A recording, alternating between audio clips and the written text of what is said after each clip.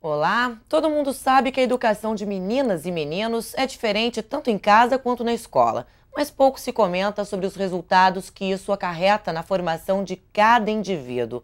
Muitos dos gostos e das diferenças entre gêneros se originam na educação que cada um recebe. Cabe à sociedade diminuir as diferenças entre as duas educações para produzir igualdade de oportunidades. É isso que trata a Lei 4.904 de 2006, que institui no calendário oficial do Estado do Rio de Janeiro a data de 21 de junho como o Dia da Educação Não Sexista.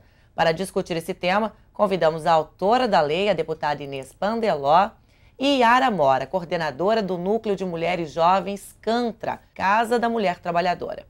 Deputada, qual é o objetivo dessa lei? Incentivar as igualdades sociais de meninos e meninas? Pois é, né? A gente vive numa sociedade que a gente fala que é uma sociedade machista, né? Portanto, há um preconceito ainda com relação à mulher, por mais que a mulher tenha avançado, né?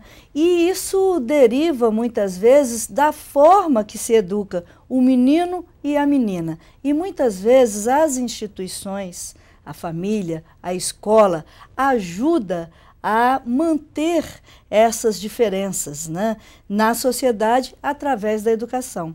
Por isso, a importância desse projeto é ter um dia onde vai se refletir sobre esse assunto, avaliar, fazer um balanço sobre as ações desenvolvidas e tirar novas ações. E esse dia, o que a Alerj, nesse dia a Alerj pode fazer? Campanhas?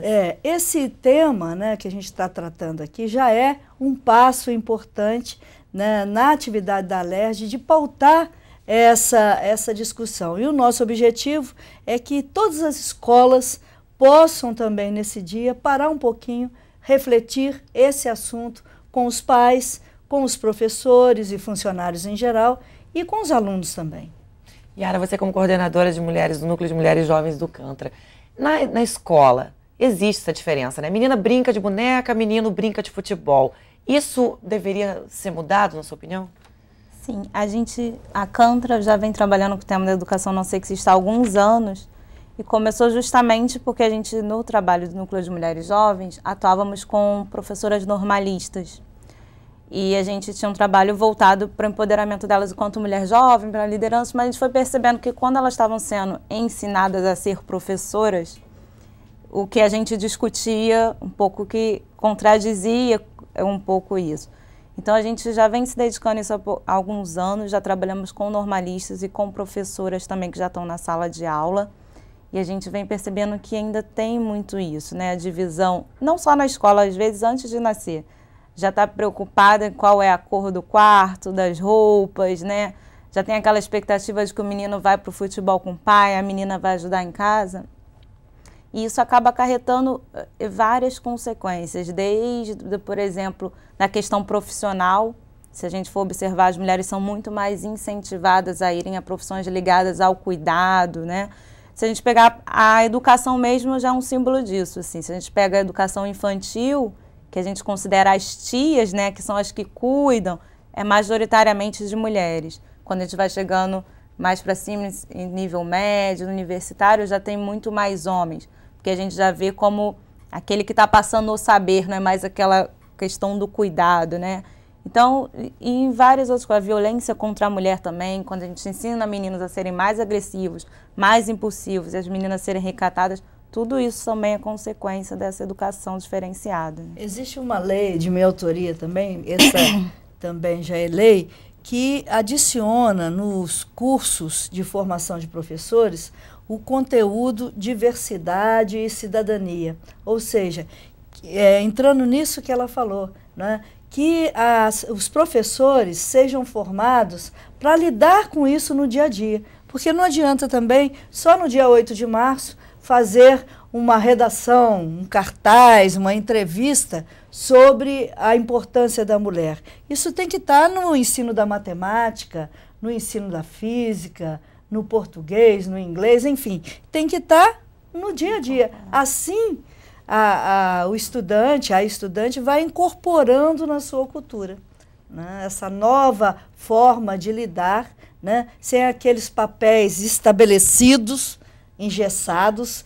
Isso é o homem que faz, isso é a mulher que faz, mas ter essa interligação, né? Essa coisa conjunta. Ele pode fazer, ela pode fazer, por que não? Vocês acham que hoje a sociedade, a mulher, ela incentiva o machismo do homem, por exemplo? A mulher, a mãe, ela cuida da menina como a menininha mimada, com lacinho no cabelo. O menino já não pode chorar, não pode isso, levantou, caiu, levanta. Esse é um problema também da própria mãe, a mulher? Ela incentiva o homem a ser machista? Isso já mudou muito, né? Se a gente olhar o passado, mas ainda acontece, né? Acontece muito. Aí você coloca assim, mas é a mulher que incentiva, né? Tem gente que fala, poxa, mas isso não é culpa da mulher? Não é a mulher que educa? Então é a mulher que está educando o machista. Só que a mulher também é fruto da sociedade, né? Ela também foi educada por essa sociedade machista. E a educação não deveria ser somente uma tarefa feminina, né?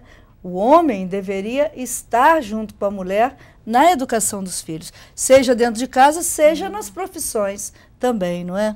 Isso é uma coisa muito importante, porque a gente, lá da Cantra, basicamente, atualmente, todas as atividades que a gente faz, a gente escuta essa frase. No final, a discussão vai desenvolvendo, no final, mas a mulher que é machista, a mulher que educa o homem.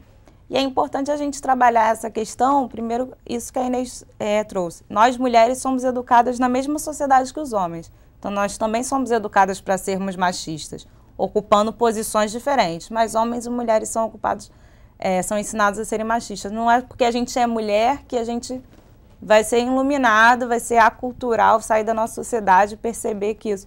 E uma outra coisa que a gente tem que trazer para o debate é a participação dos homens.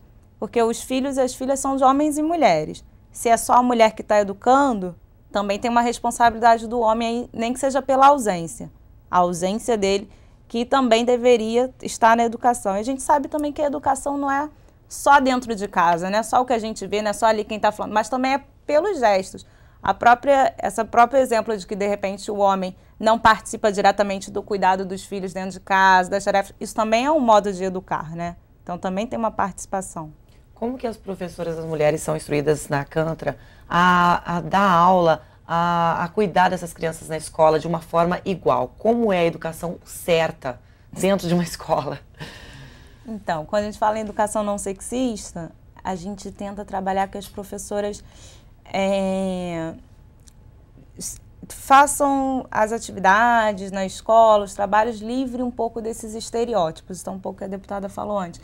Que homens e mulheres possam se desenvolver de acordo com as suas habilidades, de acordo com os seus gostos, que não seja imposto. Então, que não se separe brincadeiras, por exemplo, dizendo o que são brincadeiras de meninos, de menino. Coisas que a gente acha banais também, às vezes, por exemplo, separação de fila de meninas e meninos. Qual é a explicação para isso? Não tem nenhuma explicação pedagógica para a gente ter que separar meninas e meninos numa fila. E a gente acaba criando toda essa separação, às vezes até na chamada. Vem primeiro as meninas, depois os meninos. Isso não tem sentido pedagogicamente falando e a gente já vai criando divisões, né? Os meninos são de um lado, meninas são de outro, tem coisas que é para menina, tem coisas que é para menino. Então, a educação não sexista englobaria isso. Ofertar todas as possibilidades, dizer que homens e mulheres são iguais em deveres, em obrigações e em direitos também. Que todos têm capacidade de fazer o que for da sua vontade, né? Do seu gosto. E muitas vezes o livro didático, ele já vem com essa discriminação, né? Outro dia eu estava lendo uma pesquisa de uma professora que estava fazendo uma tese e ela pesquisou os livros de matemática do ensino fundamental. E ela percebeu o seguinte, o enunciado dos problemas, quando era para dividir bolinha de gude, para dividir pipa, era sempre o Pedrinho. Mas na hora de dividir o bolo, de fazer as contas do supermercado, era sempre a Maria. Então isso já vai mostrando o quê? Que o homem é a rua e a mulher é a casa. Então esse tipo de livro didático tem que ser tirado, da sala de aula. Se alguma professora ou professor receber um livro desse, tem que reclamar. Se um pai ou uma mãe olhar e ver, tem que reclamar e tem que mudar esse ensinamento. Como analisar, então, uma criança, um adolescente, que a mulher se identifica num grupo de meninos como amiga, ou o menino se identifica como amigo num grupo de mulheres? Então, essa educação já está mais no mundo que a gente vive hoje, né? Sim, sem dúvida, né? Eu acho que a gente tem que saber claramente que mulheres e homens são diferentes, né? Mas têm que ser tratados como seres humanos, como cidadãos e cidadãs com os mesmos direitos, os mesmos deveres, e não ter uma regrinha básica, né? De engessar. E aí, eu acho que isso, inclusive, é ruim não só para as mulheres, não. É ruim para os homens também. Os homens ficam dentro de uma camisa de força. Esse negócio, homem não chora, é uma perversidade que não tem tamanho. Aí o menino, desde a infância, está com dor, está sofrendo, mas tem que engolir. Engole choro. Então, isso é muito complicado. Isso vai também no psicológico dessa pessoa, influenciar nessa pessoa quando for adulta. E hoje em dia também, quando uma mulher encontra um homem sensível, ela acha que isso é uma coisa de outro mundo, né? O que acontece é que a gente vai naturalizando as coisas, né? Um dos grandes problemas do machismo, da educação, de uma educação sexista é esse.